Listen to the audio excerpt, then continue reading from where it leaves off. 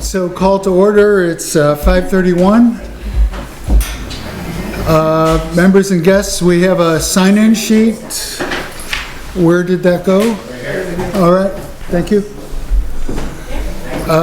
And Catherine Lawrence will review the operating norms.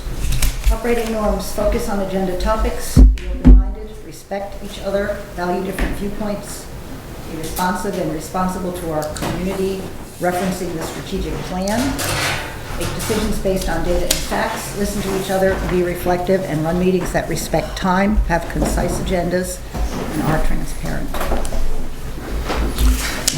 Thank you, Catherine. The way the agendas are laid out in our bylaws, we next have public comment, and I've reserved 10 minutes for public comment. Does anyone have any comments?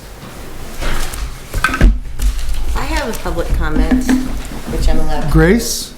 I just wanted to say, last week there was a question about how do you feel about what's going on, and there was kind of silence.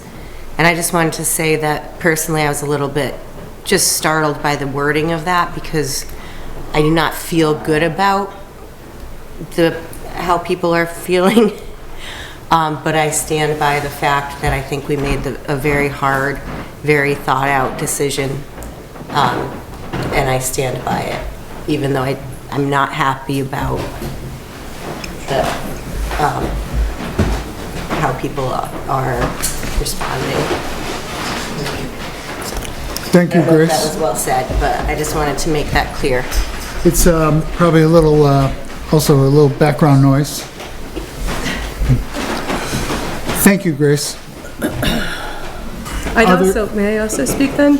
Thank you, Grace, for The chair recognizes Joni and had no choice. Thank you. I was going to go right ahead anyway. Yeah, I would like to second exactly what Grace said.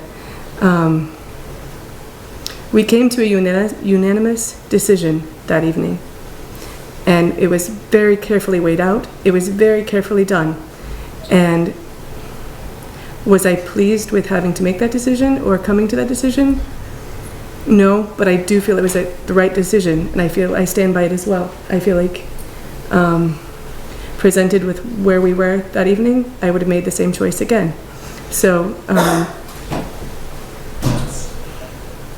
I'm happy that you all are here and that you are continuing to voice your concerns, and that you are that we're able to have this community dialogue, and that you are representing your opinions. But from where I'm sitting, the decision we made was a hard decision, but I would have made it again. So what were the facts? No, there's no back and forth here. Thank you. Thank you, Joni. Yes, Ruth? Do you feel confident that you have all the information that you need from sources that you trust and have been able to double check and act? It's that the decisions you made were not based only on witness of one party, but were instead something that you had gathered a firm consensus that you were confident in? Yes. And it wasn't just based on one fact or two facts. It was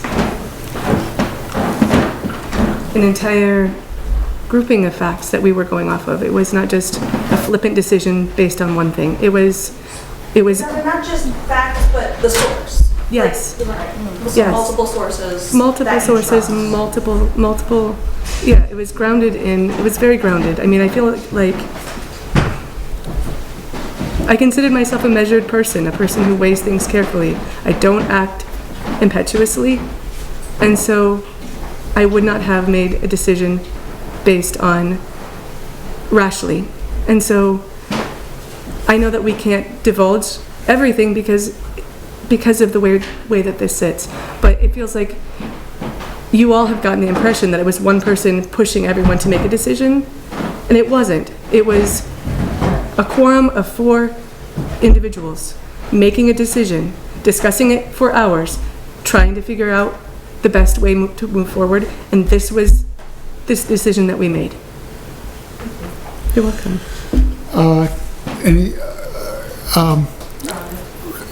yes, I got that actually, but I wasn't sure I didn't know who had their hand up first. Thank you, Sue. Rhonda? So I'd like to continue on this thread because it's opening a question that we've never had answered, which is, yes, it sounds like you all had a long conversation together, but leading up to that point, what processes did you follow to raise awareness? We've all seen the articles in the newspaper about the emails commanding someone to come to a meeting, but what process did you go through to review performance, to get feedback, to introduce a plan of action and response that led up to the decision that you made?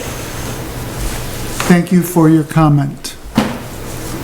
Sue? She's asking, weren't you asking a question? I was asking a question. She's asking a Thank you for your question. The previous question was answered. Well, It was. maybe Thank you for someone your else, question. Please don't interrupt. maybe someone else would like to Please. answer, Harley. Don't interrupt. Harley. The taxpayer, the member of the community, the concerned citizen, has a question of the board. If you're not willing to answer the question, then I wish you would say that instead of just ignoring me and jumping over and selectively answering other questions. I'd like to at least be given the respect. It was a mistake to answer any question. I apologize for the mistake. This is an open comment period.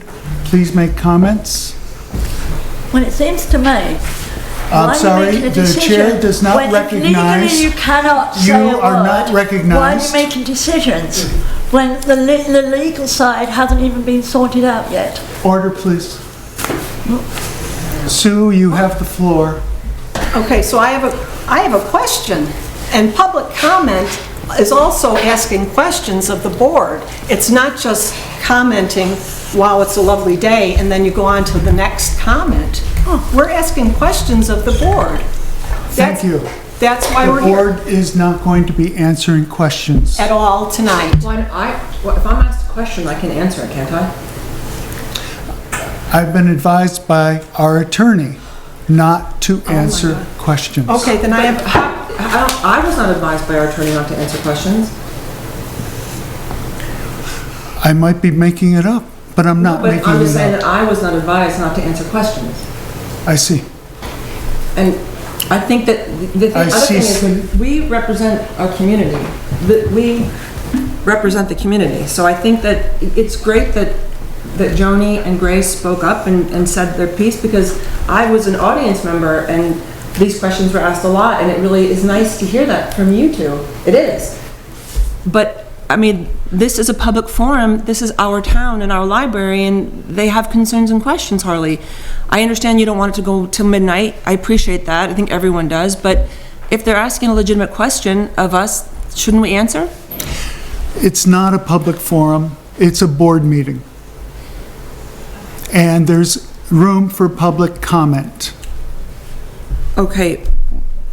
Do you want to say something? I wanted to say that we were advised not to answer questions. Was I there and I forgot? I don't know that you were on the board yet, Oh, okay. but the board, I see, from before. This most recent advice was since you were on the board, and I think I sent a note to the attorney and copied all of us, but he responded to me. So I he know didn't that he copy responded you. to one part of the letter, to wait for executive session. I appreciated that, but I didn't read that. No, that was a different. That was something separate? Yes, yes. okay, then I have a comment. Yes, Sue. Gary Kupfer was the first attorney that the library board hired. And he sent a bill to the library board for $3,500. The last meeting, the board director said something about he was going to try to use library funds or have the town's insurance company pay for the attorney, this specific attorney. The first, maybe December and January meetings, we were told here in this room that the library would not be paying for Gary Kupfer's attorney fees. And now I find out that he's been paid $3,500 by library donations, and Julie has written the check. The other thing I have to comment on is that so far $4,300 of town money, taxpayer money, has been spent on Merrill Bent to help with the library board's legal fees. So so that's about $7,000, give or take, on legal fees so far that the town and people donating to the library have paid for the board chair's, I consider a mistake in firing Lindsay and the way she was fired. And that's also approximately what the book sale nets in a year. So the board is spending money, didn't discuss spending this money in a board meeting, didn't discuss that it was going to be the library donations paying for Gary Kupfer in a meeting, but the check has been written. So that's my comment. Thank you. Thank you for your comment. I had it a second ago. Carol. So if you're not going to be able to answer questions at this particular point in time during the meeting, is there another time during the meeting that questions can be asked and answered? At the conclusion of any legal action, questions can be answered, except personnel questions. So not today. Correct. And why did I answer that question? Thank you for your comment. Joanne. I'm trying to think of how to say this without putting it as a question. Was reading in the minutes about the library conducting an online book business. I believe it's with donated books, but I have concerns that it might also be books from the library collection. And I have concerns that perhaps one is donating books for the book sale, thinking they're going to be put out for the book sale. However, they're being sold through an online business. I might be wrong. I might have heard that this is being done by one person and they are receiving commission through the sale. I'm hoping that the books that are being taken and sold through the library's online book business is that a record is being kept of these books, and that perhaps it's not by one person, that it's being done by a group. So I think that's a statement, that's not a question, that's a comment. However, since it doesn't pertain to any personnel matters Well, or tell me any now, I could have legal, asked it as a question. and any legal action that's taking place against us, Okay. then I will. And you may So- clarify. I may clarify. Clarify the library's online book business. No, I can clarify, to my knowledge, the source of the books are books that come as donations. Now, that doesn't eliminate entirely books coming out of the library collection, because the library collection is frequently culled, and those books come to the book sale. But they do not include the rare, there may be a rare book, but that's a coincidence. It's not that rare books are being taken from the library. It's 5:45. We are going to move on from public comment. We have more questions. There's going to be a public comment We are section. going to move on. By answering that, we have more questions. But there will be a public comment at the end. I have a question about a follow-up from what you. Order, please. We will have a comment period at the end of the meeting. I'll write myself a note. Okay. Thank you. Next, we have a series of minutes to approve here, January and March regular meetings and the February special meeting. We've all received them. Here's a question. I'm not sure if you received January or February minutes. Yes, Lauren. I'm not sure, but I'm just realizing that, well, why would she have gotten them? You know? Right. like, if they were sent out. I think that I got March. Okay, yes, that would have been true. Right. So for the approval of January regular meeting and, does anyone want to make a motion about approving January regular meeting minutes? Can we not approve them all at one time, or are you going to do them one at a time? We can do two of them at once, which is the January regular meeting and the February special meeting. I make a motion that we approve the January minutes and the February special meeting minutes. Do we have a second? I second. All in favor? Aye. Any opposed? Motion carries. Now for the March regular meeting, do we have a motion to approve the March regular meeting minutes? I'll make a motion to approve the March regular meeting minutes. Do we have a second? Second. All in favor? Aye. Aye. Thank you. Any opposed? Motion carries. Minutes are approved. Addition or deletion of agenda items, agenda approval. So here is the agenda.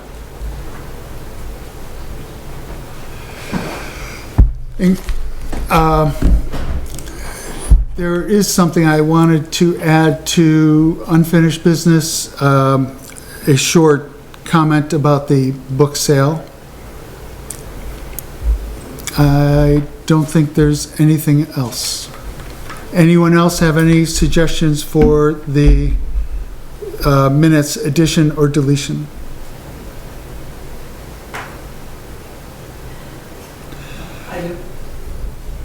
The minutes from March?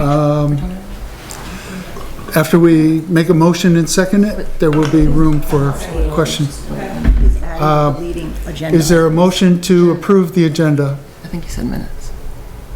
With a comment about the book sale? Yes, with the comment about the book sale. Yeah, I'll motion that. Do we have a second? I'll second. Okay, is there discussion among the board? Okay, can you repeat to me what the motion was? The motion was to approve the minutes with the addition. No, No, the No. agenda. Agenda, sorry. That's what I thought. I think Harley said minutes the first time. That's why I was. Approve the agenda, But to approve the agenda with the addition of an item about the book sale. tonight's agenda. Yes. Okay. Yes, sorry, if I... No. sorry. It could be me. It could be me. Great. I just want clarity. Okay, thank you. Do we have a second? I second, wait, no, I First. motioned, Joni seconded. Okay, Okay, go ahead. so the motion is for approving the agenda. Oh, can I add something to the agenda? Or can I suggest adding something to the agenda? Not while there's a motion on the floor. But he made a motion to approve the agenda without. Oh, without asking, does anyone else have any changes they want to see for the agenda? And I don't recall saying that, so does anyone else have any changes that they want to see in the agenda? Deletions or additions? Right, I'm just wondering if we should put on the agenda for tonight to discuss the funds that were paid to the lawyer that we didn't discuss as a board. Because it was talked about at the last meeting and then it was paid, but it was on the, it was paid with other bills, but it was never discussed, and I think that it's something that warrants a board discussion. Okay. I just read a bunch of things about how to introduce changes to the agenda, but I don't remember them clearly enough. So my thinking is, does anyone object to adding that to the agenda?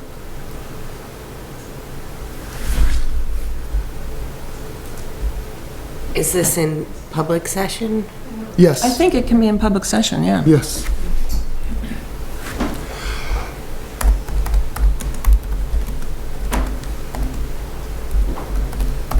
And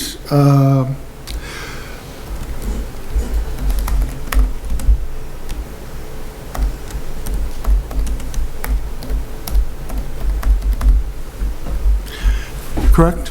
Well, and you're just missing a Y there. Yes, and I also didn't capitalize his name. I don't have any tolerance for anyone who can only spell a word one way.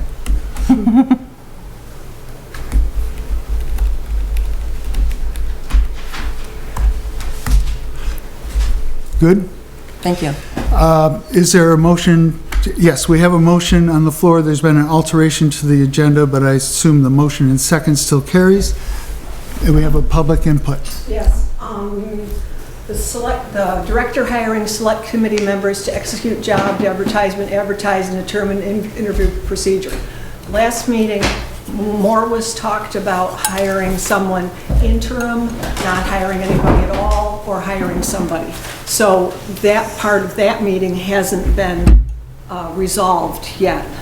So there should be some discussion, not just on the hiring committee, but whether you're going to have a hiring committee, whether you're going to be hiring someone interimly at all or permanently. That item is written correctly. So what does that mean?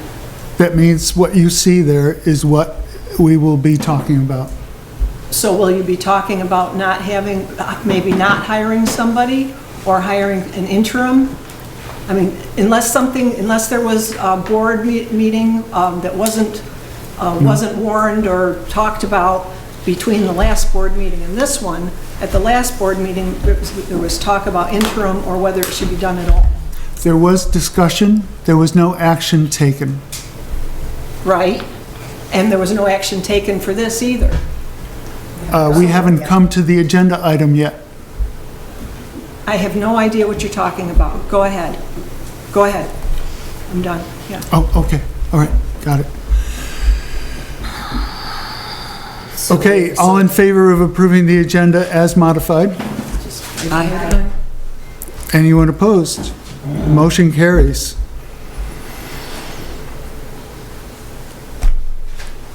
Secretary's report? Nothing to report. Thank you. Treasurer's report? I have nothing to report. Are we still in the black?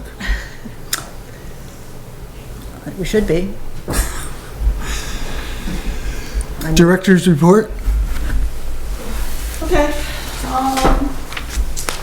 Library use, patrons usage for the month of March, this is for March, this is for April, we had 588 people, and compared to March of 2023, we have only had 322 people come in.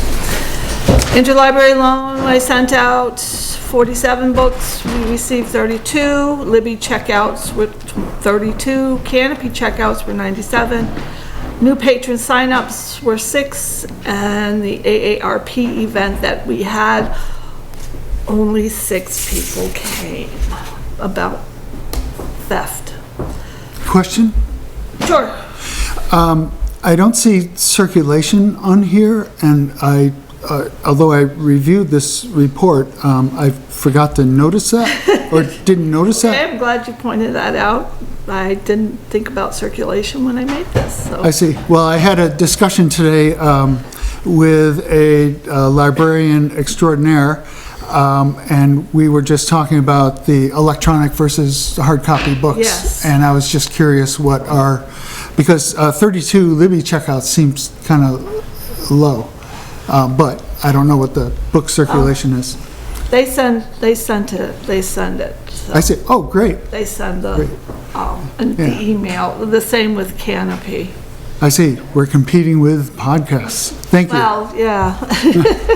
April programs? I Paper interrupted. programs, we had the poetry reading this past Sunday, and 10 people attended. I did not go. I'm assuming it was very successful. It was. Good. And now this coming Wednesday, actually tomorrow, is the Excel class, and that starts at 6 with Christopher Garcias. He's from Middletown, Castleton, I'm not sure.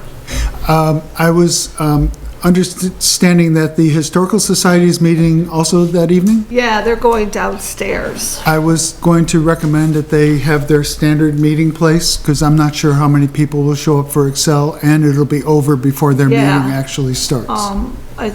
Christopher needs to have the projector, so, Oh, he does. screen, yes. Ah, thank you.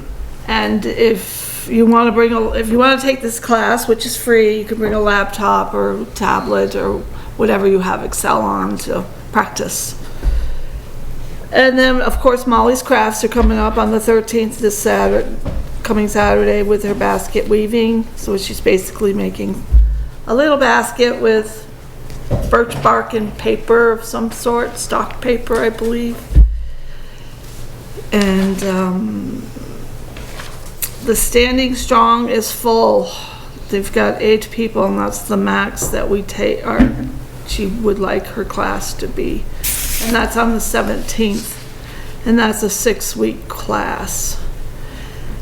And then AARP again for identity theft. And I highly recommend everybody to come to that. What's the time? That's good question. It's on Friday. So I believe it's 2 p.m. But it will be well advertised, because it's very, very easy for someone to steal your social security number and your name and apply for credit cards. No fear mongering That's during the meeting, just please. destroy.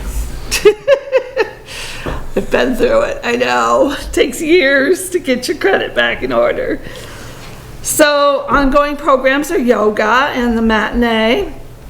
Yoga, we have an average of 5.5 people, and chair is 4.5.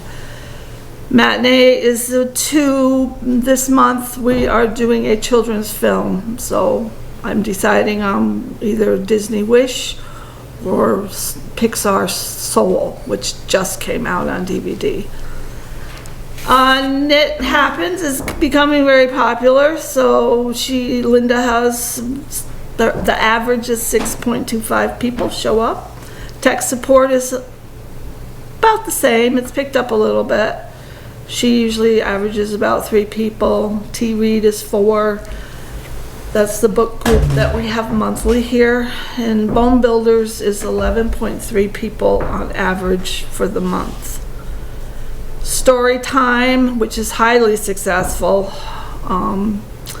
We have 12.5 children, and this is a monthly average, and adults are 5.2. The English language course is 3 people attend every week, and faithfully, which is good. Hopefully, I don't know if it's going to pick up because we're heading into farming. So it's spring work and summer. So I don't know. I mean, we try to get the word out as much as possible, but we'll see how it goes. But at least we have 3 faithfully coming, so. The homeschool group averages 6 adults, about 15 children every Friday. But that homeschool group is ending after this Friday because they kind of disperse and everybody goes and does different things. I believe that's how it works. At least that's what Kat mentioned, so. But we're going to continue with homeschool, with story time twice a month anyways, to pull in other kids, hopefully. And once summer break comes and spring break and is I don't know when break is this. Is it this week or next week? Does anybody know if that'll be? I don't know. And then the science club, which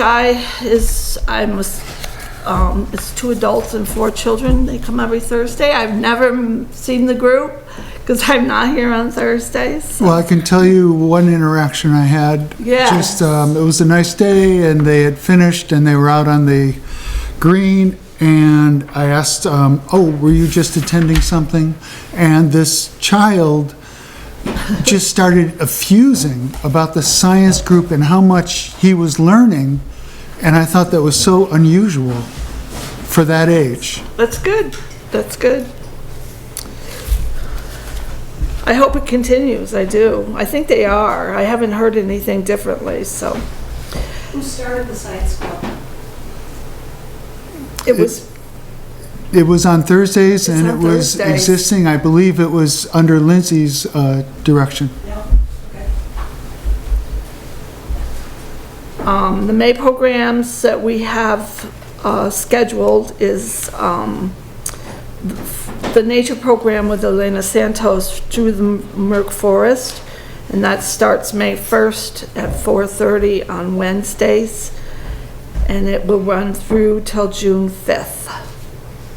Then we have a Medicare class on the 4th, which is how to sign up for Medicare and what you need to do and what insurances you need, and it can be quite complicated for people, and it's all understanding all the different parts that Medicare offer. So that's on Saturday, the 1st of the 4th of May. And then Molly's Crafts is the paper flower bouquets. Now that's her last scheduled class, and Nina and I are discussing maybe Nina takes over that class for once a month through the summer. If Molly wants to return in the fall, Nina can step back. And we have, I'm still working on the second seat Saturday. I have, I got in contact with UVM Master Gardeners to have speakers come. I have not heard back from them yet, but it's going to take a couple of weeks.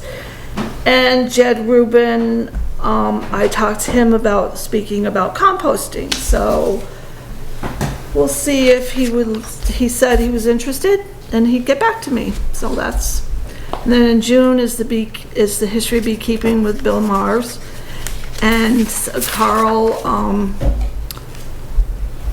who has Ontone is doing a World Music Day on the 21st, so he's involved in some kind of huge group, and he wants to do a free music class here for that day.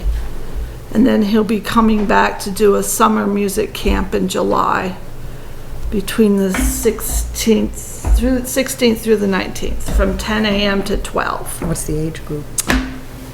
He didn't give me an age group, so I don't think he really is too concerned about an age group. It's whoever wants to learn music. So, and for things that I'm needing is to have some tech support come in and just kind of, we haven't had anybody, I don't think, in a while, to just kind of go over our computers and make sure everything's on board, check our security, maybe help me figure out the Microsoft, because I'm just struggling with that as in trying to take the admin off, because I'm not admin and they won't accept me into it. So we aren't able to use Microsoft? And we're getting charged for it monthly. So I gave you the name of somebody.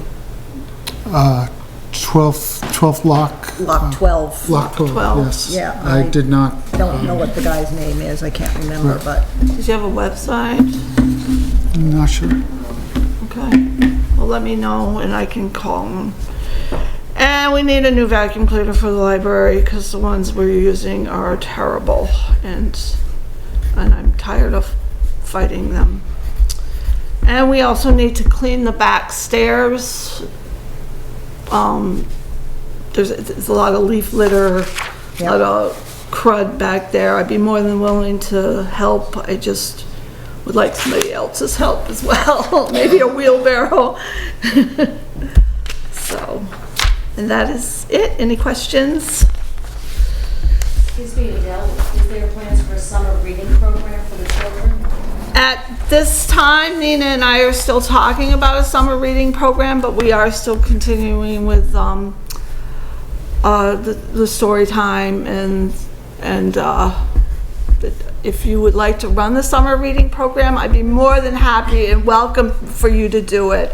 Or We do simply- have some of the supplies here and, Well, the state supplies, yes, the state will give supply, we this- do have some of the supplies. but each That- summer they will issue new supplies. Yes, yes, we got some of the supplies. We have, if we want to buy books, we have, it comes out of our budget and, So she was pretty bold in saying if you want to run it. anybody I would more than ask- welcome to, wants to ask do a program any or input run an you have. event. Would be Yeah. appreciated. Input. Yes. Yes, input, not running yes, I would, anybody who wants to have a one-day event or a week, run a week's, and it doesn't have to be while we're open, you could have something here after we're closed. We'll give you a key, a code, yeah, more than welcome.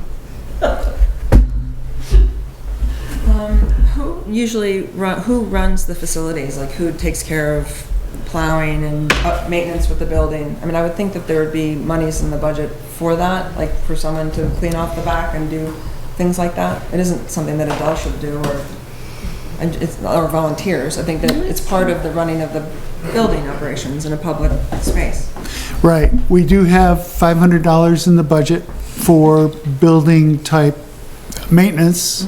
That could conceivably be part of that. We use it for clearing off the steps, the town plows. I believe we clear off the back. The back is electric heated. Right. I know that. And it's the town's building, Right. so serious maintenance is paid for by the town, but the town isn't proactive about helping. Well, I would just think, but especially about entrance in and out of the building, that if they're responsible for that, it's worth going to the select board meeting and asking for some attention to those things. I mean, I think I would start with, Adele, do you know the person who does the snow shoveling? It's Matt Levitra. Yeah. Matt Vitra? Yeah. Do you know how to get a hold of him? I do. Oh, Yeah. oh, yes, yes. If you could ask him, Yeah. that would be, I'm sorry, I have one more thing I want to bring up. we were just actually solving a problem I there. I know, but there's one more problem. I'm sorry. It's been on my mind for a while, and I keep forgetting to add it. Can I continue? Is that okay? Windows. I don't know, these windows are filthy, and we need somebody to, I don't know if the town pays for the window cleaning, or do we pay for it? But they are really nasty. You can find And somebody I that would be have willing no to do it. idea how they would be cleaned. Rusty Kelly lives in Pawlet, and he's a professional window cleaner. Who's that? Rusty Rusty Kelly. Kelly. I see. But I also think, given our number of windows, this is Gonna be, a budget thing. Yeah. I will ask the select board at the next select board meeting if they would be willing to cover the cost. If not, we still may do it, but I think we need to go to them with an estimate or a proposal. good thinking. Agreed. Yes, Otherwise, that's what you're gonna have to do. yeah. yes. Rusty who? Kelly. Kelly. Would you be willing to contact Yes. Rusty and ask him for an estimate? Yep. Now that you say it. They're filthy. I mean, the children's room is really bad. When that sun shines in, it's like, Thank you for mentioning it. Thank you for helping. Okay. As far as the vacuum cleaner goes, do we have a motion to approve a selection of a vacuum cleaner by Adele? I'll make a motion to approve the vacuum cleaner. try to keep the price down. Just get something that's gonna last. Yeah. Get it, I'm my, going, I don't know if this is appropriate. I You have gotta to, actually second the motion and then discuss. sorry. So I'll second it and then we can discuss. I have Okay. to go down to Charlie's Vacuum Cleaner and Supply in Glens Falls. They've got my vacuum. I'm also buying another vacuum for another organization with a budget. I can see what they've got as far as, because they stand by all of their vacuums and they have warranties and they will repair them, but they are pricier than something that you would buy at Target or Walmart. So, But the brands are different, correct? I mean, brands are the brands they're carrying are pricier brands. the pricier brands, but I got one a And couple therefore- years ago that has a 10-year, they will repair it for free for 10 years. And given the fact that I suck up socks on a daily basis of children, I've put it to good use. So I don't know if we need something that high caliber. Well, I need something kind of lightweight because I've blown both my tendons in my arms from, Okay, and I'm still, it's been a year and I'm still healing from it. okay, So it has to be a lightweight vacuum cleaner. okay. And I prefer a canister vac. Backpack vac. No. Like an Orlick? Yeah, that's right, those are, And a power head for the carpets. Okay. That's the main so a reason. beater. Yeah, because that dirt gets ground in those carpets, and those carpets are worth money, those, some of them, so. That big, Question, would it be possible for you to give your criteria to Joni and she sees if they have something that fits the bill? And a phone call while you're there, if it is less than, do we have an upper limit on what a good vacuum costs? A good one? Good one? Well, my good one, $800 to $1,200 maybe? yeah. Yeah, they're expensive. Wowza. A cheap one is $300? So I'm looking for my other needs. The other board I'm on is asking me to look for a $500 vacuum. That was my upper limit on that one. So I'm gonna just see if they have anything there that could be serviced in that price range. Yeah. Because otherwise if we get the $200 vacuum, it'll work, but in 2 years, we're gonna be buying another vacuum. I get them every 2 years. Can we go as high as 600 for a vacuum? Do I hear You can get a seven? Miele. You can get a Miele for $600, can't you? $5.99? I'll see what they've got. And we don't have to go with them. It's just a convenient stop that I'm making.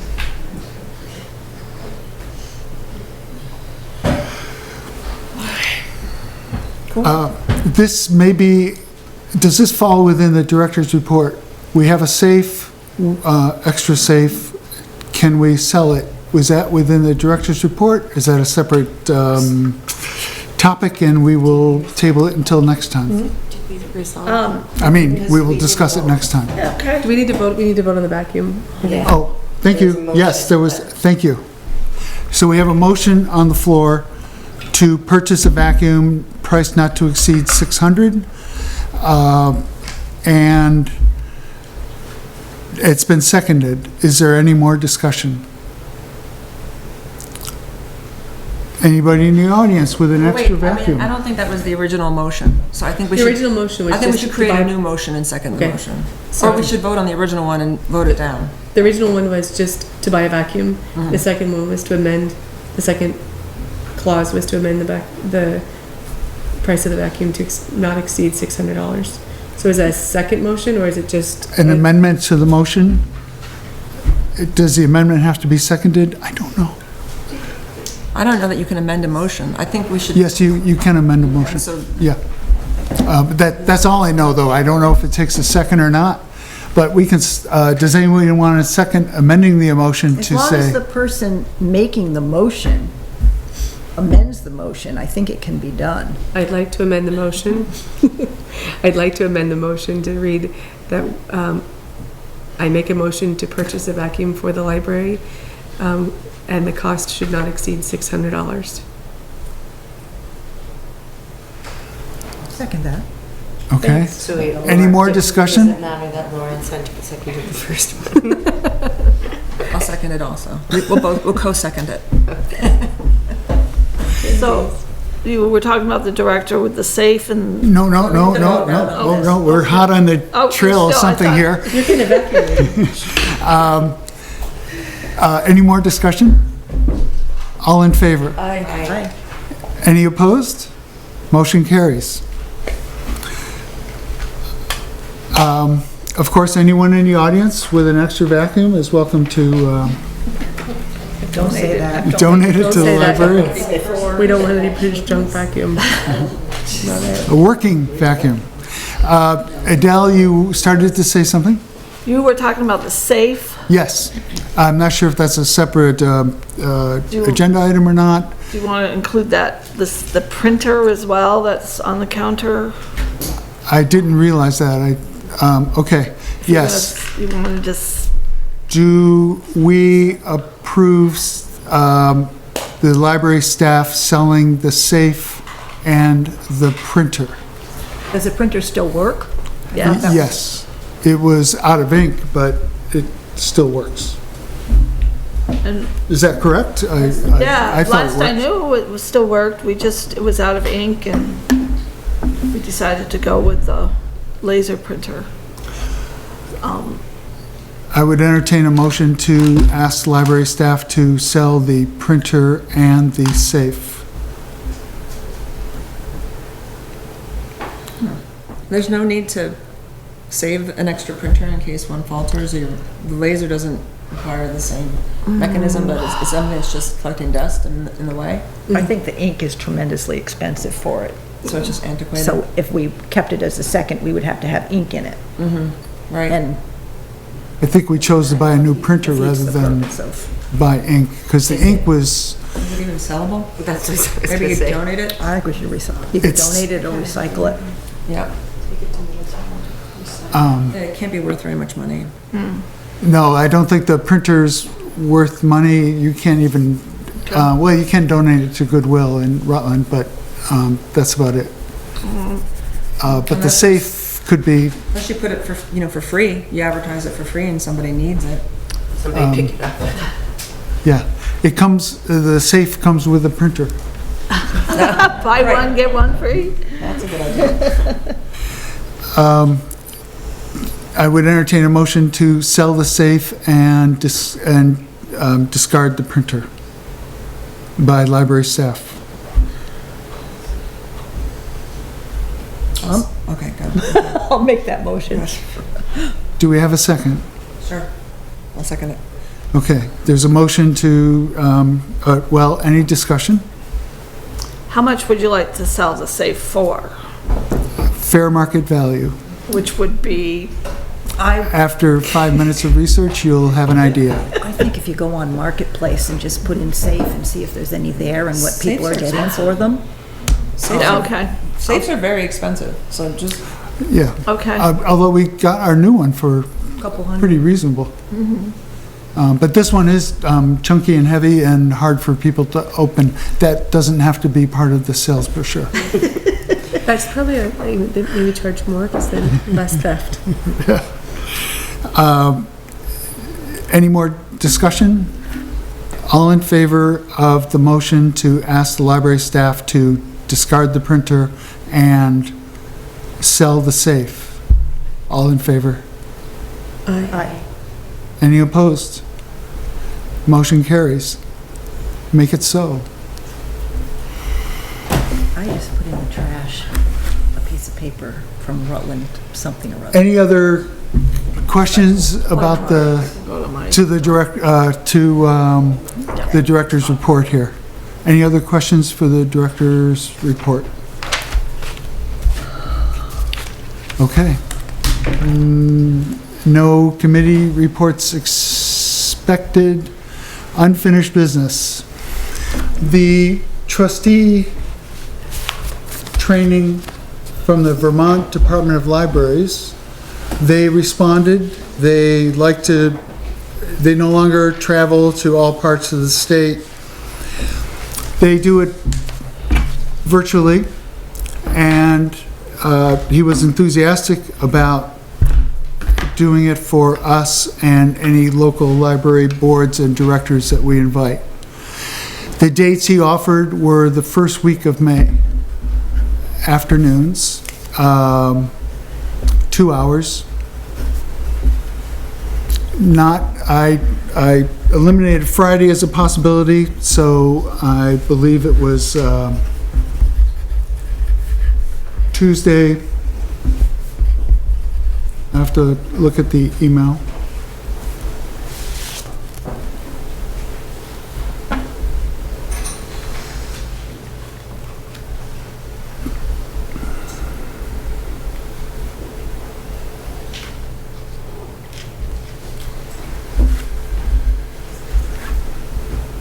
First full week?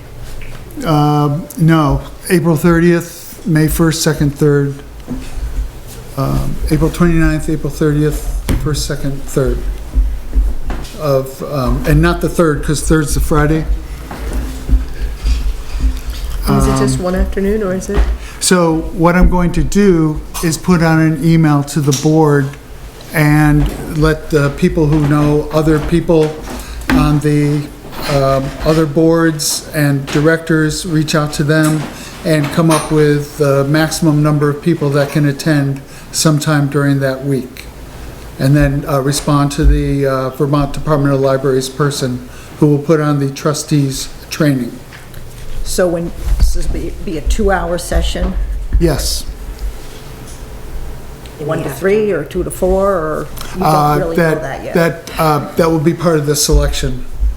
You know, I can make 1 to 3, I can make, but I can't make 2 to 4. So I will put that out to everyone.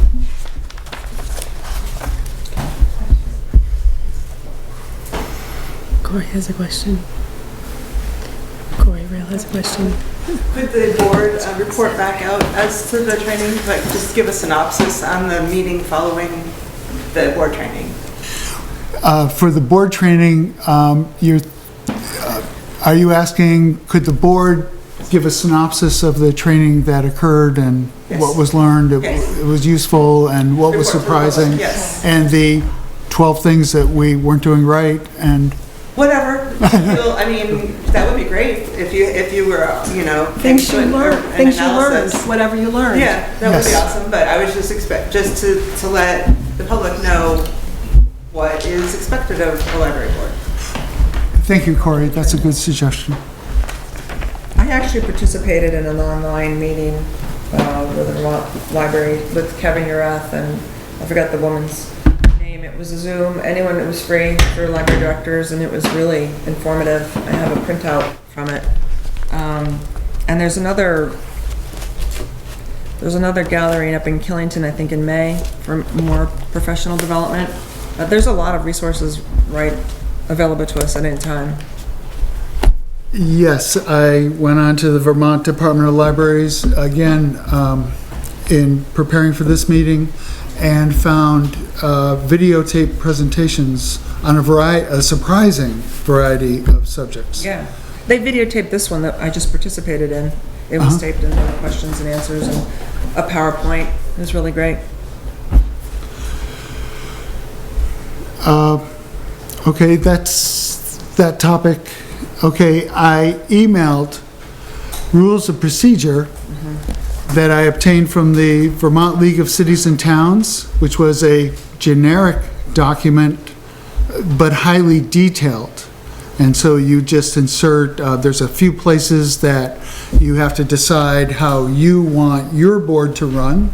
And there's a few places that are actually state law for public bodies. And I sent that by email to everyone, but I also did not get it completely edited. So I am going to send it after editing. And at the next meeting, we will be asked to approve or approve with modifications and describe the modifications. Lindsay? So those particular subjects are part of the Pawlet Library bylaws. So you would have to change the bylaws as a whole, not separate this out. I did see that a few of the items under the rules of procedure were items that were mentioned in the bylaws. The bylaws didn't cover more than 10%. You know, there wasn't anything mentioned in the bylaws that matched this document more than, say, 10%. But the bylaws do need to be in agreement with the rules of procedure. Yes? I'd like Grace to, whatever you decide to do with this rules of procedure, have Grace put it in the, you know, as a attachment to the minutes so people know what's going on, so we're not just, you know, sitting here not knowing. In the, when we email the next agenda, we will make sure that this is distributed as well Okay. after the editing. that's a good idea. But And once we approve it, I assume it will be on the website. yes, Later, yeah. yes. I don't think I captured Lindsay's comment right. Did I misunderstand your comment that the two don't exist together? Is that the? We don't exist separately. So if you're going to discuss as a board how to adopt rules and procedures, including comments, protocol, meeting times, and meeting announcements, all of that falls under the Pawlet Public Library bylaws. And so they don't exist separately.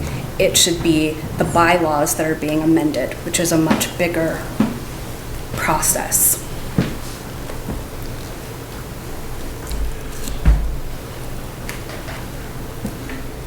I will have to research that.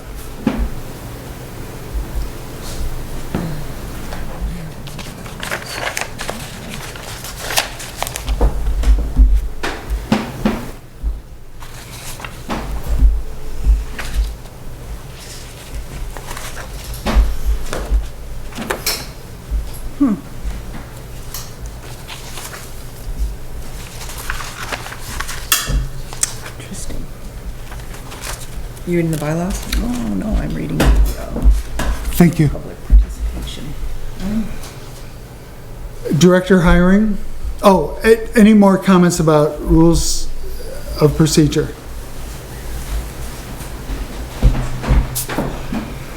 Director hiring. My position is it's our job to staff the library and do so in a sustainable way. Summer is coming, vacation times are coming, and we've been 5 months without a director. I suggest we move forward on director hiring. I understand we're looking at our policies, our director job description, as well as how to even formulate a job announcement. But we need to move on it because realistically, I think we would be 2 months getting a new director in place. So I believe we should select 2 board members to lead the job search, the employee search. Advertise, determine what's in the advertisement, determine interview procedure. That's my belief. Before any motions, we can, I think, discuss it. Well, so I still stand with how I felt last month, which is that I'm uncomfortable with it and it's premature. And I am relying on understanding the whole thing better after the end of our meeting tonight in executive session. But at this point, I'm not comfortable with moving forward with the way that everything has been handled. And so until I have the information that I'm comfortable with, and today was the first time I heard from Joni and Grace about their positions, which I appreciate, but not specifically. I cannot, in good conscience, think that that's a good idea or the proper way to proceed. And we're in this position because of the circumstances that have unfolded here. It's not like, and I just think that to bring a new person in when there's this much discomfort with the community, that it's just not a good idea. I think that we have a little bit more work to do before, I know that I need to know more before that happens.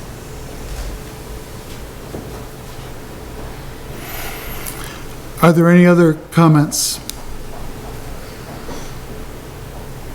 I think it's unfeasible to just let it go and go.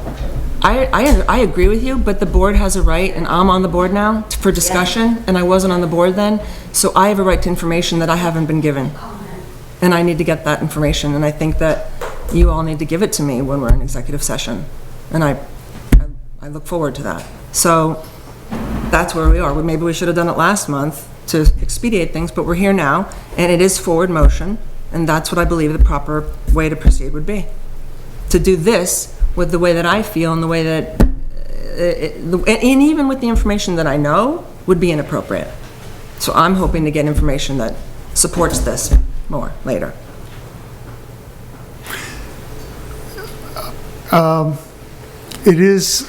It needs to be done sooner rather than later. Of course. But if you're willing to have a special meeting after tonight's executive session, then we're not waiting another month to get started.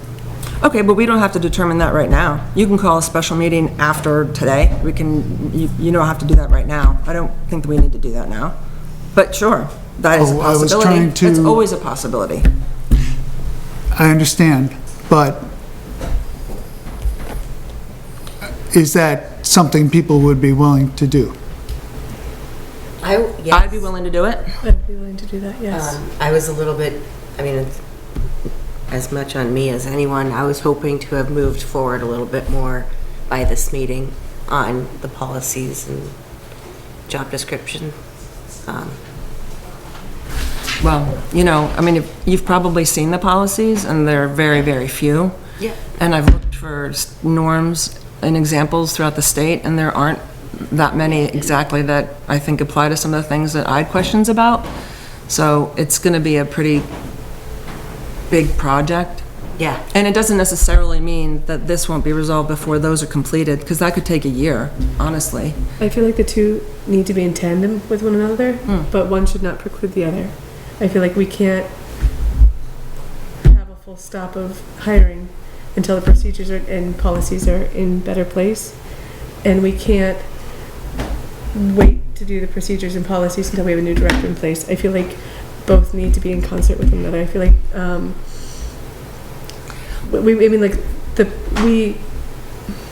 you and I, and actually all of us, have inherited years worth of neglect in policies.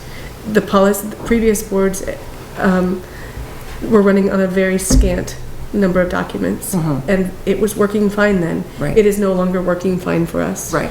And so, That's exactly right, because, that's exactly why you need those things in place, so when we Right. have differences of opinions or any kind of conflict, that we can rely on those to get us through it. right. So I agree with you, and I don't, I want forward motion. You all know that. We've talked about that at our last meeting, but it would be inappropriate to do that before I'm brought up to speed with the whole board, and I have a right to speak with the entire board, not just Harley. And I agree with that. Thank you. Yeah.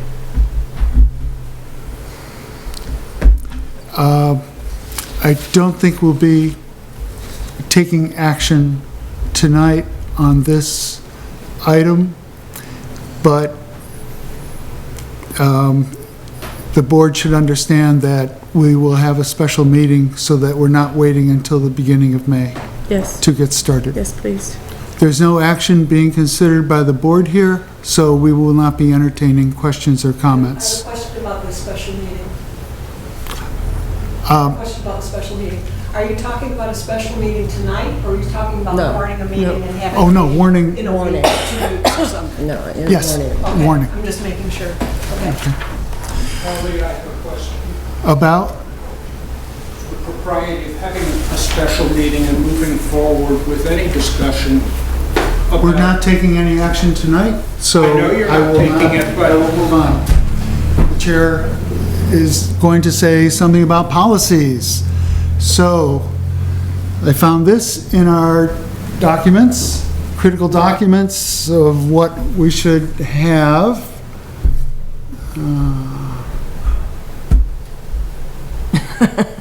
I'll bring it down. It's been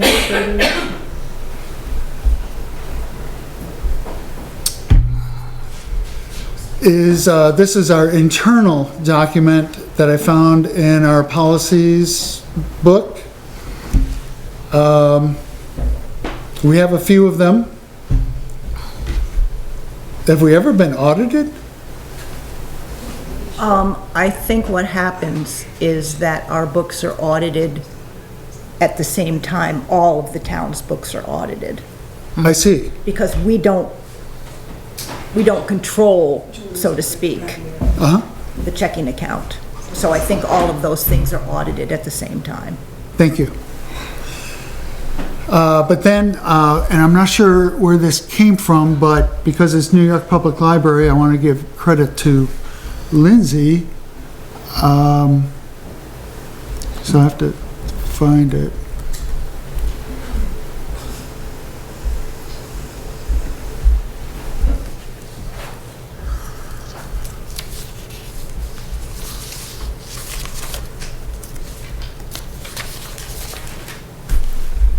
These are policies that are needed.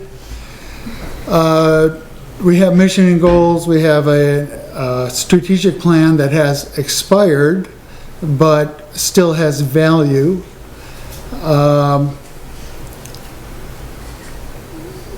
We do have responsibilities and authorities of the library board. We do have volunteers. We do not have a friends. We do have a policy, pretty good policies on materials selection. Nothing per se on a theory or procedure for ensuring a balanced, forward-thinking collection. This is something Joanne talked about at the last meeting about collection and how much effort that takes. We do have meeting room use, we have confidentiality covered, we have intellectual freedom covered. So my thinking is to edit this document, send it out to the board members, and have people sign up for ones that need to be fulfilled that they think they can deal with. Is there another suggestion? Well, there's 15 areas here and there are 5 of us, so I was just thinking we could each take three. Is that right? But we have some of them. is But what- maybe the ones we They have should could be be reviewed, Could be probably. reviewed, you know? Oh, that's true. So I think that we could look at each one of them individually and each one of us could take 3. That seems, We could count off like in gym class? oh, Joanne. Yes. This is the New York Public Library. The New York State Library System is totally different from what the Vermont Public Library System is. So, do you need to consult with them and find out what type of list they might have? The Vermont Department of Libraries? Yeah, no, we're in Vermont. We're working with the Vermont Department of Libraries. And they have a lot of- Vermont Department of Libraries, because New York State is a total different ballgame. This is from Salem? Yes, I understand the laws can be different. I thought that this was still instructional compared, I didn't have another list. However, my action, I think it's a good idea to have a Vermont standard. I really do. And All of us have access to that. Yes. It's been circulated. Yes. I have hard copies. of the policies from, that are recommended by Vermont Department of Libraries? Yeah. I mean, just like, yeah. Yeah. There's so much Really? information out there. Yeah. Oh, yes, I know get there's a clogged- ton of I get information. confused. I have so many folders I mean, now. that I I'm think like, that this is a good list to start with, but consult with Vermont. I think Joanne is correct on that. I definitely agree, that's the right thing to do. But, this is 15 divided by, easily divisible by 5, but yes. Please. Yes, I'm agreeing with Grace. Please. I mean, just to pick a list out of, and start with it. Yes, pick the correct list and go with that. I'm not aware, or I haven't seen it, the list from the Vermont Department of Not Libraries. like this, but I'm just saying, like, there is like a manual of standards. recommended Yes. standards. So I think if we take this list and then kind of consult with, And if not, there are And many they're not- models of they're other, not like bylaws. but there are they're other just- municipal libraries that have theirs online that we can reference, and there's other, So it's gonna be some homework for us. a little bit. Which is fine. So my question is, does anyone want to acquire this list of standards? And I'm happy to do it, but I didn't want to usurp anyone else who might want to. this Vermont Department of Libraries, okay, what do they say about Policies. policies? And is there something actionable that we can then proceed, move forward on? Do you want to do it with me? Do you want to do it together? Sure. I'm not saying that I've seen a list like this. No, I know, but we'll compile, but we I- can compile a list I like think this. if we take this and say, okay, Let's look for those policies. yeah. So that led to a better path. Thank you. Yes. Statement, governance, is this it? I don't know, I have. So we have, Grace and Lauren will be assembling a action item list with the Vermont Department of Libraries recommended standards.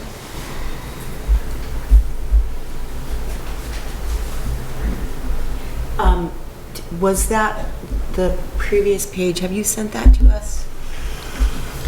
Not the previous page, the one that was marked up? No, the Department of I Libraries. would like to have both of them just for reference. Sure. Yes. Thank you, me too.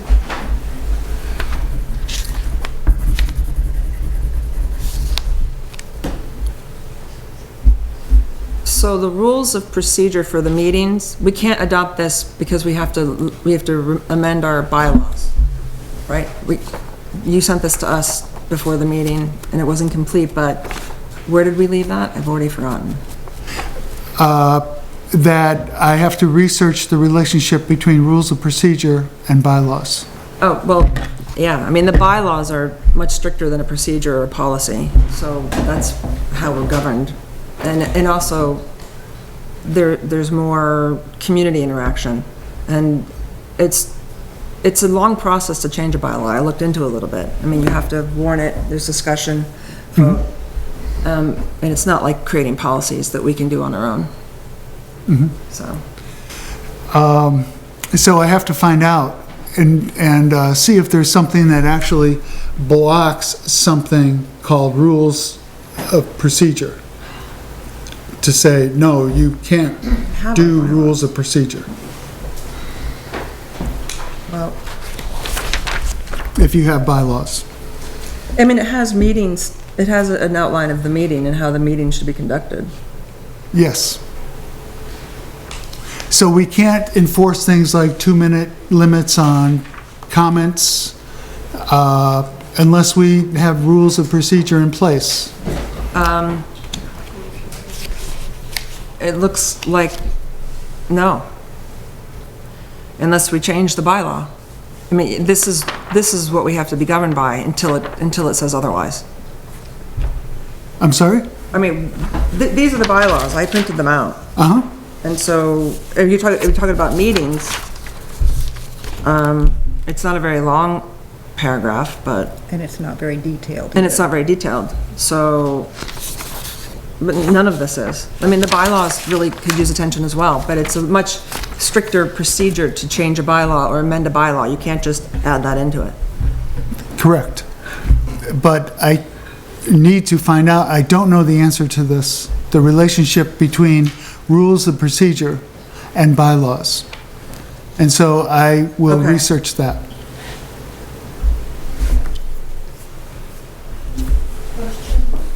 Yes?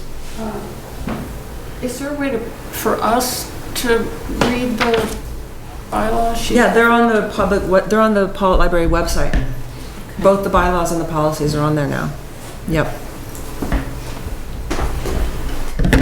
Do the bylaws have the procedure? No. In it? They don't.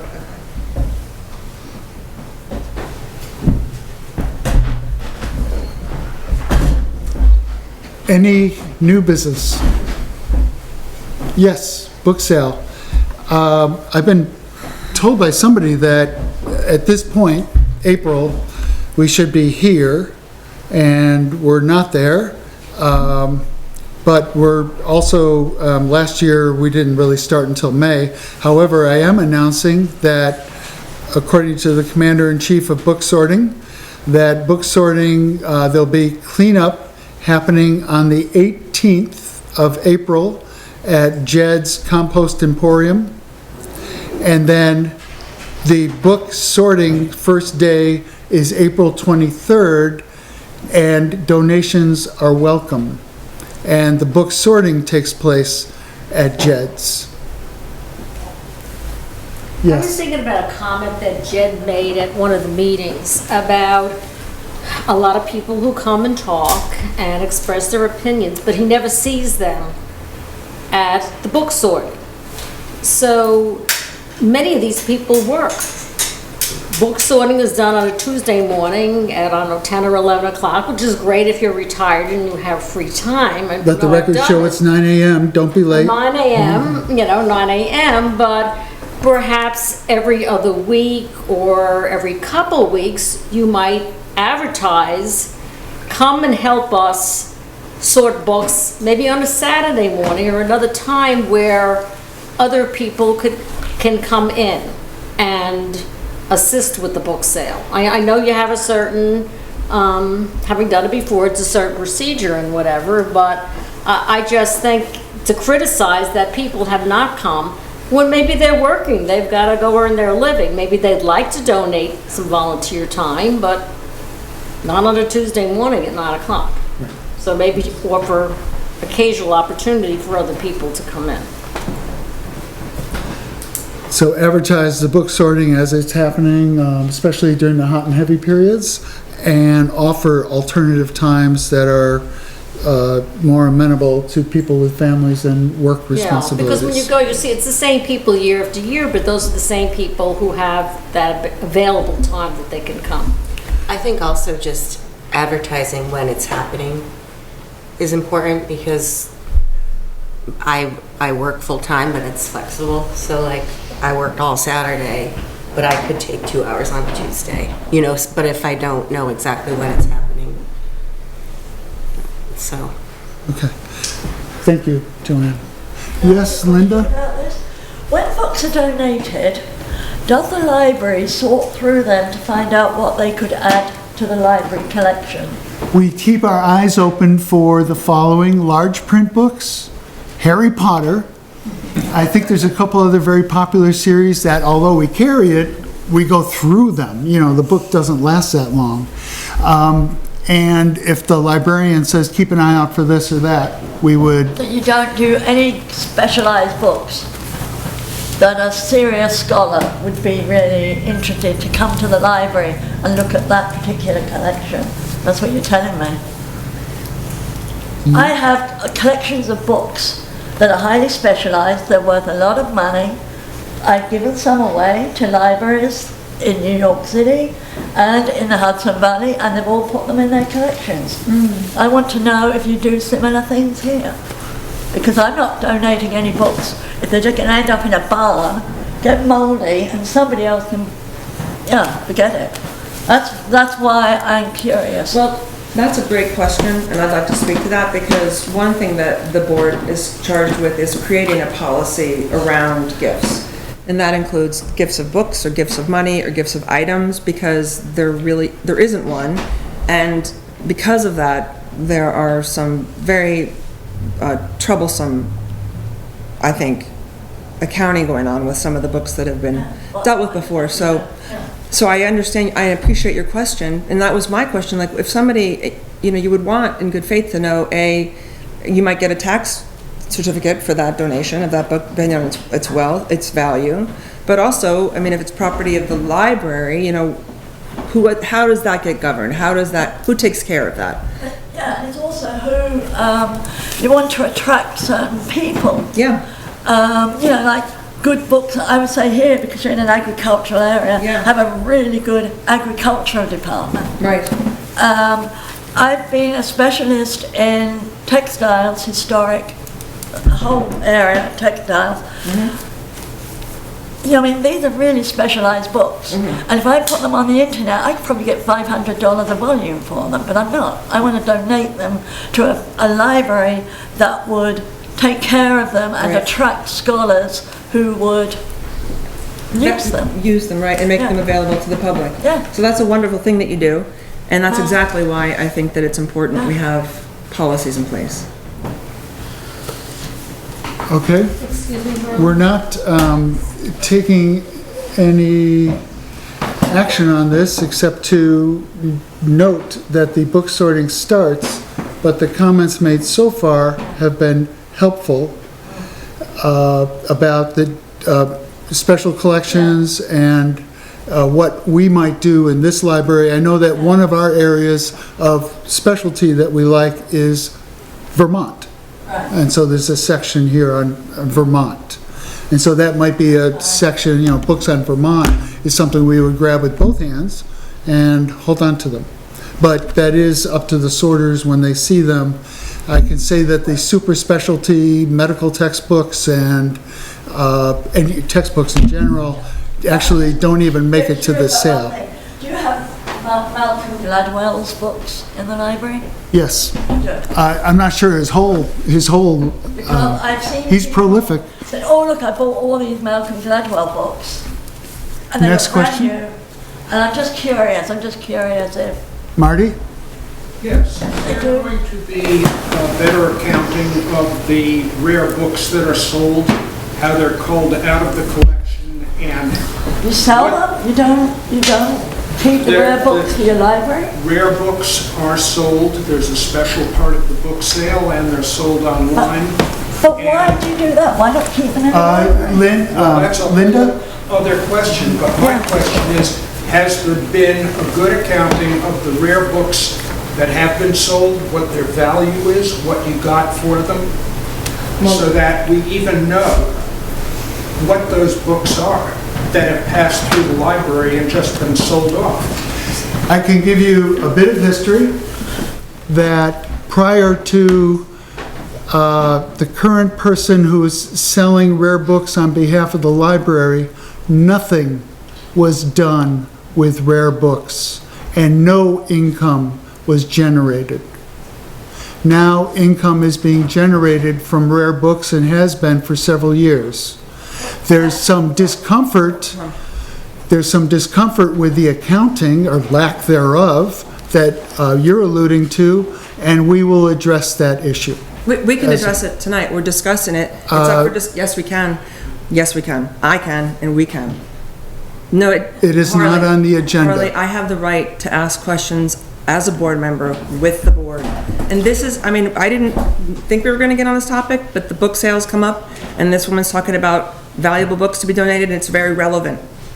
It's very relevant. It may be relevant, but it is not on the agenda. The book sale is on the agenda. Harley, you put the book sale on the agenda. I did. That's part of the book sale. No, it is not. Yes, it is. Yes, it is, sir. Harley, you added to the agenda during the meeting. The topic was the book sorting. Also, in addition to that, you're saying that, hold on everybody, you're saying that the book sale, the sorting is to begin within the next month Yes. or two. So it's more, Couple weeks. it's more important than ever that we actually have something that we're comfortable with going forward with the procedures, because as it is not sound. It's not sound. It's irresponsible to the town, to the library, to the property. It's not acceptable, and we need a different method. So it would be great to discuss it and come up with a method that we agree upon.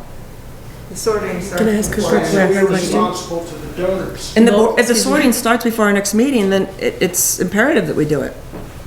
Book sales are happening and have been happening since the first of the year to support your point about the I know that. speed. Yeah. Is there an accounting of what those books were, what their fair market value was, and what you're getting? We're for discussing something, please. them? We're discussing the same thing, Harley. Well, I do have information. I mean, Linda's here, she's raising her hand, so maybe. I did not have it. I do not recognize you. You're not recognized. Sorry for raising my voice. It's not on the agenda. Book sale's on the agenda. It is on the agenda. Book sale is. It's a Harley, stretch to you're wasting include time the accounting. arguing about this with me. We really should move forward and talk about it.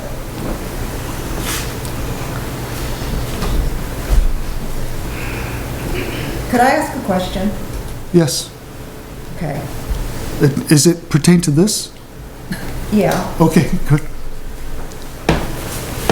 I've been on the board for quite a while, and I have mentioned at almost every board meeting the fact that we get a check once a month for books that have been sold.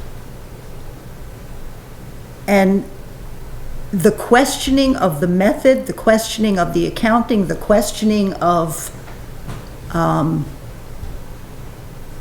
what books and how did she get them and where did they come from has never come up.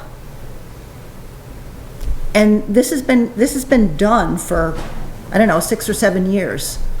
Quite a number of years ago, I went to a meeting up in Burlington with Mary Lou, and there was a library down in Bennington who was talking about somebody on their board or a volunteer that sold books online, rare books online for their library, and they were very pleased with the fact that they were getting more money for books that would go on the shelf at the book sale and sell for maybe $4. They were getting way more than that. And I'm just curious why this is such a contentious issue now. Why would it not be? Wait, I mean, I'm gonna say as a board member and new to the board, I have no idea, and you as an extremely tidy and organized treasurer, why you wouldn't ask, those are very elementary questions that I asked, which was, are they itemized and what's the percentage? Like, I don't know if it's because I've had a business for 30 years and that I think about cost and cost and net. I don't know, but I also think that ethically, when you're talking about donations to the library and those things are the property of the library, that we owe it to our townspeople to have a trail of how those things go, particularly when they're of more value. I think it's terrific that someone takes the time and does that. I think that there needs to be a paper trail and there needs to be transparency because we are working for the community and the library. Okay, so we will discuss it. Is there an action that needs to be taken by the board? I didn't realize that it needed to be taken now, but after learning that the book sale begins, I think it's probably in our best interest to create a policy we could feel comfortable with right now. Drafting a policy in real time is challenging. Let's take a couple of questions then. No. No, but it might be helpful. It's and a useful. board discussion. It could be useful to the board discussion. Well, I do see anxiousness. Yes, Lindsay. Right, so, this is something maybe Lauren, being new to the board, may or may not know about the book sale, and a question that I have about the process to consider when you discuss a policy, which is, at the book sale, there's a designated rare book room, and each book is priced individually, rather than $4 for hardcover, $3 for softcover, or whatever the pricing is going to be. And so I'm wondering why any books need to be removed. Couldn't those books go to the book sale in the rare books room and be priced individually? I mean, I've seen that at book sales before. They do that every year at the Pawlet Public Library book sale. I love looking through the rare book room, but if I don't know anything about the book, I'm not going to spend $60 on it. True, might but spend people 10. do come who know about books. No, Joanne was first. Oh, Joanne was first, yeah. thank you. Joanne? I'm just kind of thinking of what you've been saying. I was always under the impression when I donated books to the book sale, I brought them to the barn, that they were put in, maybe if it was a rare book, it would be put in the rare book room and evaluated for a certain price. But the other books I was donating was going to the sale. I did not realize that a person or a committee was possibly taking one of my books and selling it online. Yeah. So that was new information to me. And I think the other thing is you say say, okay, here's a check of the books that were sold monthly. Previously, there would be a standout here where books were sold. So you could go in the library any time during the time the library is open and purchasing a book. So I presumed, you know, that when you were saying this is how much we got from the check for the book sale, that's what was happening. And I did not realize, and I'm still not clear as to whether this library online book business is being run by an individual or a committee, and what the accounting of it is. That's such a good question. Because I don't feel comfortable with the fact that I'm donating a book thinking it's going to the sale, but somebody is making a profit on it. And I'm not sure if that's correct. I'm not sure if it's correct or not, but I haven't gotten an answer. Clarification on profit. There is a commission charged, but that commission amount is misnamed. Okay. The expenses for selling the book and are part of that quote commission. Okay. So the expenses of selling the book are there. If there's an alternative way that the board should consider selling rare books, we should consider it. Well, I think that we should consider for a longer range plan to create an organization that is like Friends of the Library, and then that committee, which would take it would take a bylaw, it would take time, 6 months. That committee would be able to have a procedure and policy for all the gifts received, and there'd be more accountability. Jano spent a couple of years trying to build a Friends of the Library, and she couldn't get enough interest. So she gave up. So that is our past experience. However, that's one way to do it, and I like how it fits together, because then the Friends of the Library take over that process. But in the meantime, I think if we just created a policy that we feel more comfortable with the direction of you know, maybe reorganizing the Friends of the Library, because it came to our attention at the last meeting when I asked about where the money was from, and it was from the book sales, and we didn't have itemization, we didn't have a percentage. And then I got a flurry of emails from Linda. I brought them with me, and I saw that there was a handout in front of all of our desks here with, I think, from Linda. But it was quite contentious, and she was very angry and annoyed by my questioning, and I think people, not just myself, have a right to know the questions that we weren't asking invasive questions. We're asking really logical questions that we deserve to know the answers to. So I'm not comfortable the way it is, having Linda take the books that she selects and bring them home and sell them the way she does. It doesn't sit right with me, and I don't like the way that I've been treated. So I think that I don't know, you guys have much more experience with it, but maybe you have other solutions to create a policy that we would feel more comfortable with, and we could do it here right now.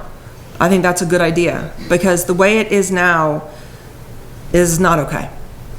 I've referred to a lot of other people. I've asked other entities, other librarians, other board members, and they've not experienced anything like this.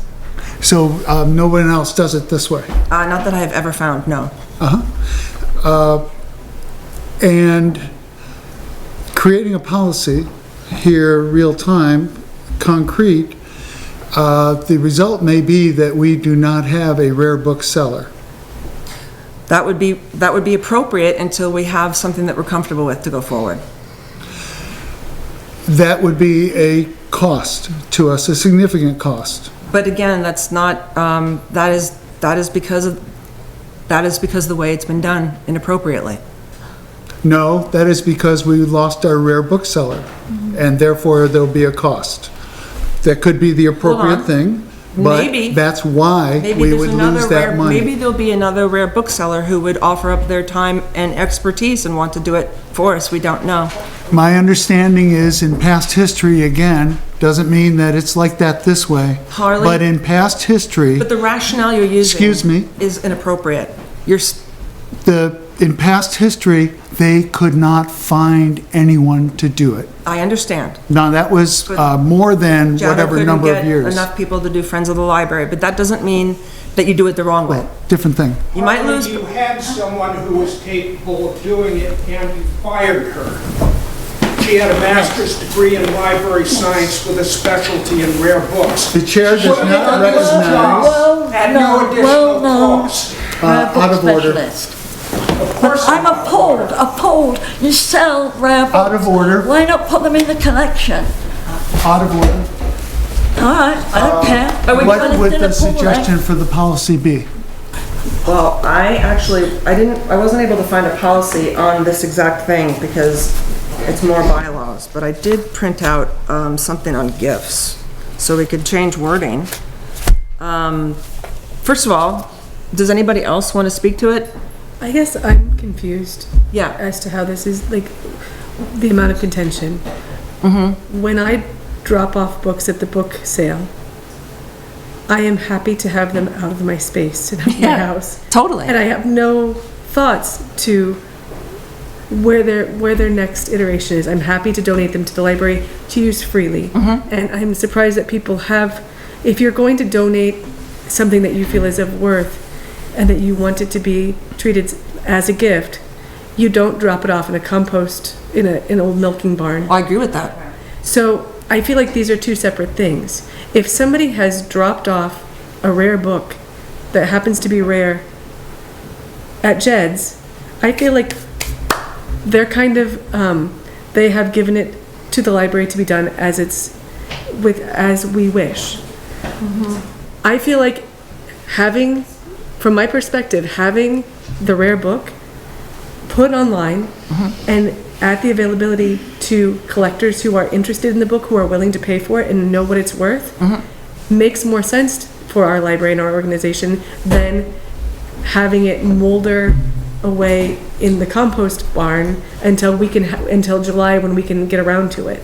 So, are you comfortable with Linda taking the rare books or the valuable books and bringing them home and commingling them with her own books and other books and not having any kind of designation? So those checks that are cut to the library, that's meaningless to me because I don't even know it doesn't make sense to me.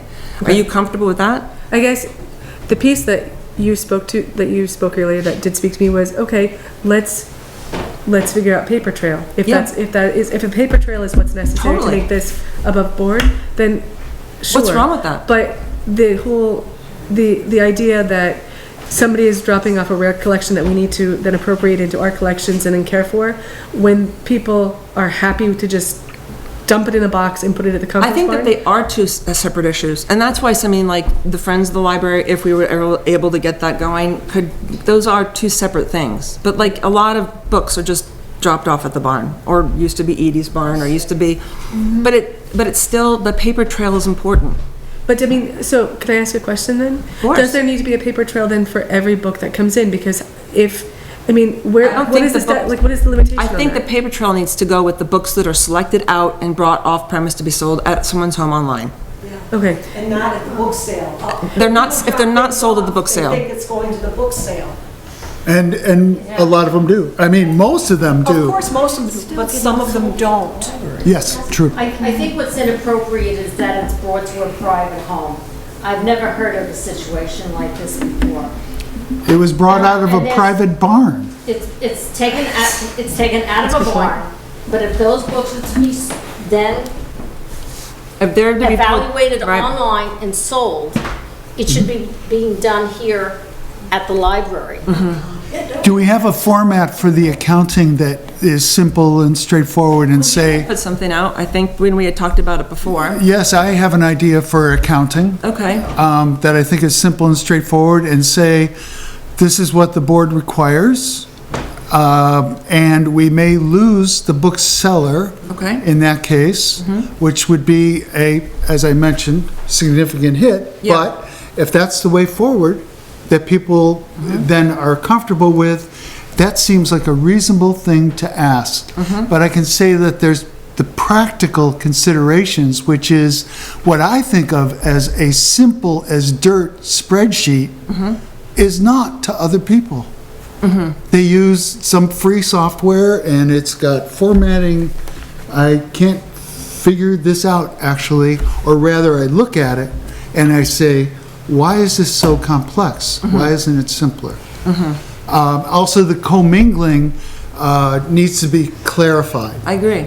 Because in the same room, fine, but if this table is Pawlet and this table is yours and this table is your friends, that amount of being in the same room seems okay to me. Totally. That, Oh, okay. I mean, what you're suggesting makes a lot of sense to me. So, There are other, yes, there are, but we could learn perhaps. I mean, you haven't heard from Eve. Lindsay, I'm going to pick Eve first and then you. For me, as somebody who has donated books to the book sale many times, my question, my preoccupation in this whole thing is all the money from my donation going to the library? No. No. That's my question. No, that's the commission. Someone's getting a commission. There's a commission that's going to an individual. To sell, to clarify, to sell a rare book online involves expenses. It costs money to do that. And that is the reason, that's The people are donating them to sell. For example, shipping, website space, commission to Abe Books, which is a place that attracts a large audience, cleaning the books, getting them ready for sale, packaging, and we mentioned shipping already. Yes. Did I answer your question, Eve? I think Lindsay?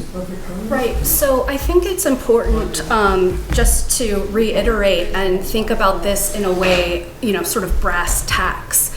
And this is donations specifically for the book sale, and that's how we advertise it. And so a couple of people had mentioned this, but I think it's very important that when somebody brings their books to Jed's Barn, they are bringing the books to sell at the book sale for our fundraiser. It doesn't turn into now the library can do with whatever they want with it. They're not bringing their books to the library to be sold online. They're bringing their books to the library to be sold at the book sale. And we advertise that. Why can't we just sell the rare books there? The more expensive at the library sale. There are people waiting at the door to go to that sale. Because online you reach a much larger market, and certain books you can sell for more money than you would, because at the end of the book sale, we are packing up all those rare books and we are dumping them. Oh, I mean, I don't think that's true. It is. That's what's happening. They're donating. So the rare books. The leftover rare books after the books. Yeah, what about that then? And then try to sell them in a procedural way that you decide. The method rather than we have initially. currently maximizes our income. You don't know that, though. You don't But it's not ethical, Harley, it's not $700 ethical. a year. I'm not disagreeing that changing it. So what about, so one compromise is to have the rare books. He's saying, Order, please. he's saying Order. that supplements are in. So if we have the book sale and we have the rare books there at the book sale, and then those that are not sold are then properly handled and itemized and regulated, perhaps here at the library instead of at somebody's home. I mean, I don't know exactly how it could go, but it doesn't have to be. And who's going to do that? We're going to find somebody who'll do it. We'll find somebody who can do it.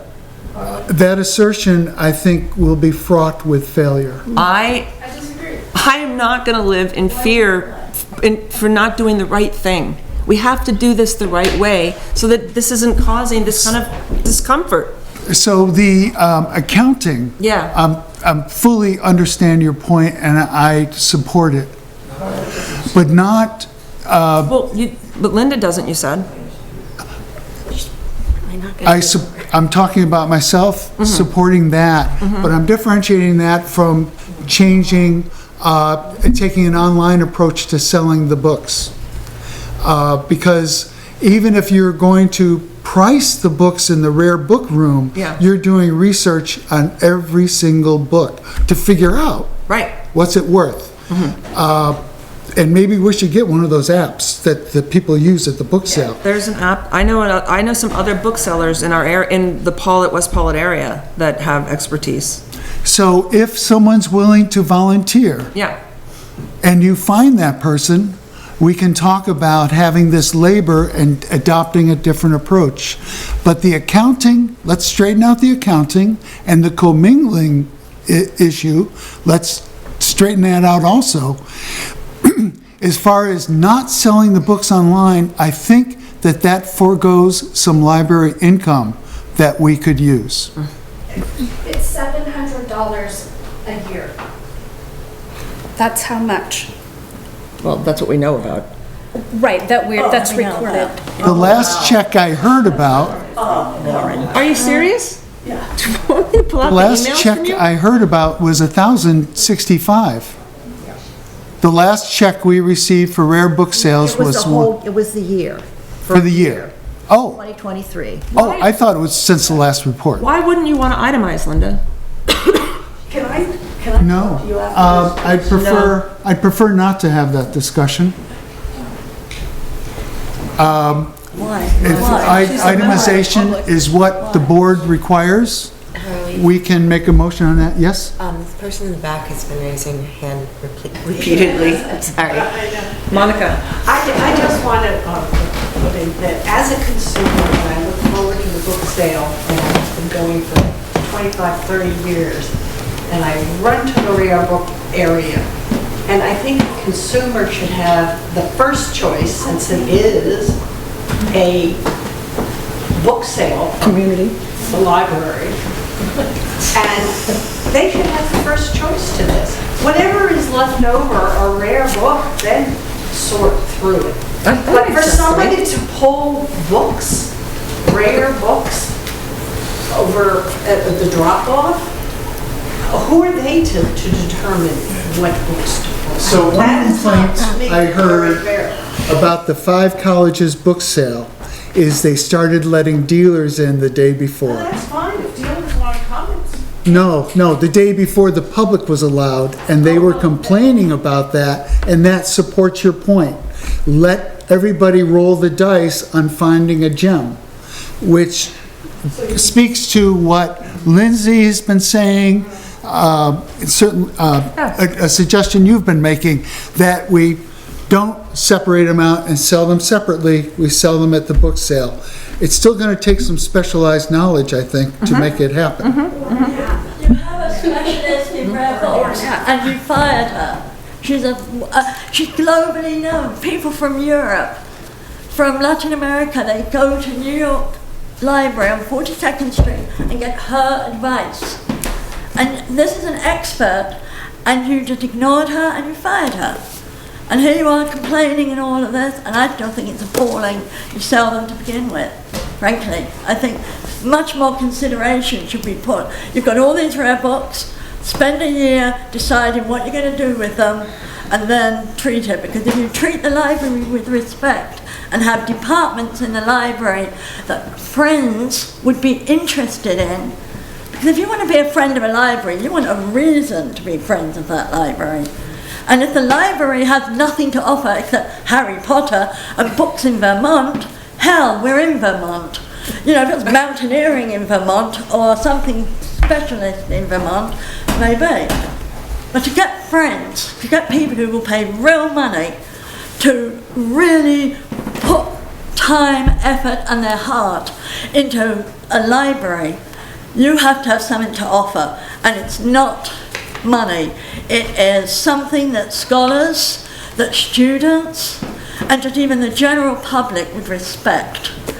And I see nothing in this library in terms of the collection to respect. Sorry, it just makes me really angry. You have a beautiful building here, lots of space, you have so many wonderful facilities, and the collection is... Thank you, Ms. Linton. Yeah, sorry, I'm sorry.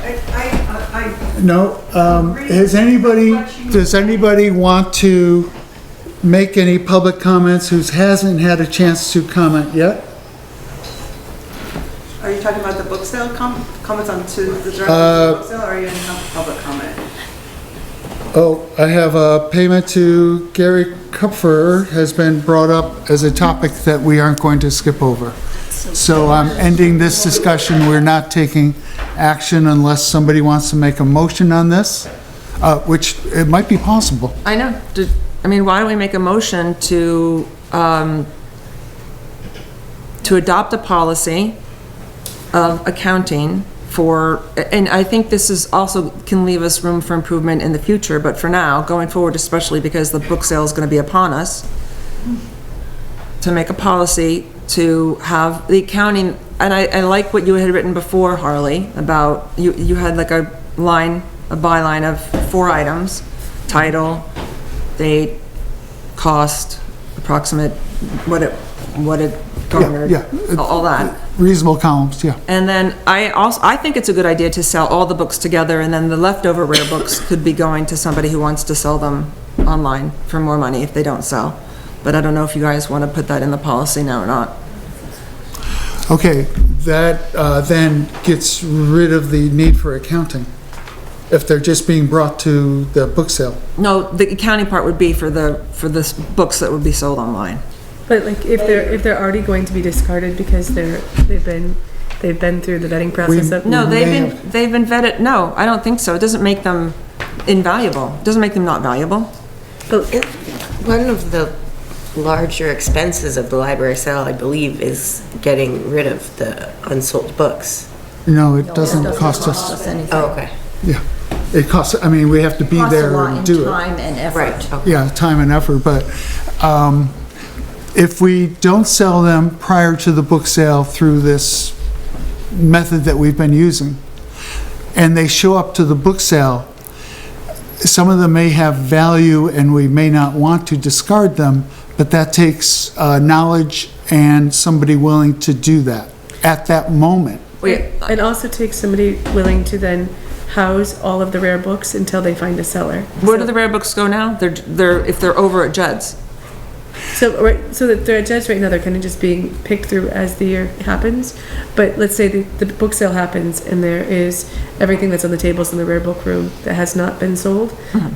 So if the plan is then to take those, would we just then put it back into Judd's and then it would be a holding tank, or the plan for that needs to happen if that's going to be the plan that we're going to. They're going to go through this, we're going to wait until the book sale, and then anything left then can be put online. So the plan has to be like, what is the plan for those books? Where do they go? Who sells them? Who holds them? Who manages that collection until they're sold? And then if they don't sell, what happens to those books? It takes them out of the realm of ease and into the realm of like way more complication. The simplest thing is the accounting, which addresses at least part of the issue. Now, we've heard from people who don't like the idea that gems are taken aside before the book sale and sold. And I'm not sure about addressing that because I'm not sure of all the ramifications of changing that process. But the accounting seems like a no-brainer to me. Okay. So I think we could table that. We could do the accounting tonight. We could agree upon the accounting tonight and then table the other procedures for our next discussion. We might be having a special meeting anyway, right? Next yes. month. So we could potentially add it to that. Okay. Does anybody want to make a motion that we would like an accounting of the books that are taken to be sold as rare books? Not taken to be sold as rare books. Books that are sold as rare books. Title, income, date sold, Copyright? and expenses. So, gross expenses, net, and net's coming to the library. So 4 columns, 5 columns with the date. Does anybody want to make that motion to have a 5-column spreadsheet with those items as accounting for the rare books, which we do not have now? that the board does not receive now. I will make that motion. Can you add copyright to the column? Copyright. Is that something we should do? It was published, it's very relevant to a rare book. Well, absolutely. So, But is it relevant to us? yes, because it has to do with the price. Which value? Oh, yes, but we're not establishing the value of the book. Put it in, Harley. It's just record keeping. It's not that hard to do. If you're writing It's the true, it is title, easy. you know what I mean? Yeah. Let's just do that. Change have is to vote hard, that. but let's just do the right thing and move forward.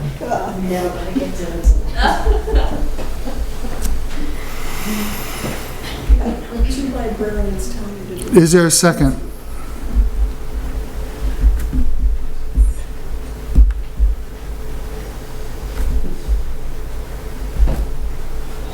The columns are title, copyright, date, gross, cost, net. Cost could be expenses. If you're rare, they don't have a copyright. They don't have it. Copyright, we're available. Most of the only reason I even think they're rare and then ask someone if I ask Linda if they're rare is because I see a date that was before I was born. It depends on printing. If you've got a first edition, it has a significantly different value. Yes, I'm just talking about the first screen. You should have a column there that gives fair market value. I will So that second you can that compare better accounting is in order. what the book is worth versus what you got for it. We have a second. Do we have more I discussion? seconded. Yes, we have a second. Yes, Okay, sorry, Joni just do another seconded. second, thank you. Do we have any more discussion? All in favor of requesting, not requesting, demanding, thank you, requiring a title, copyright, date, gross expenses, net to the library, accounting of the books sold by our bookseller, our rare bookseller, say aye. Aye.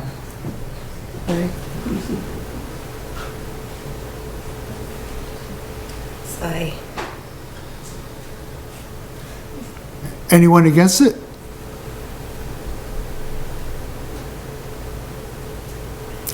Motion carries. I have a question. Who's the rare book seller?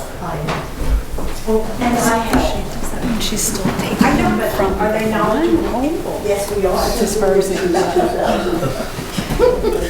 Okay, payment to Gary Kupfer. We have, it's 7:29, we're gonna meet with the lawyer. Can we table this? Yes. Thank you. Public comments.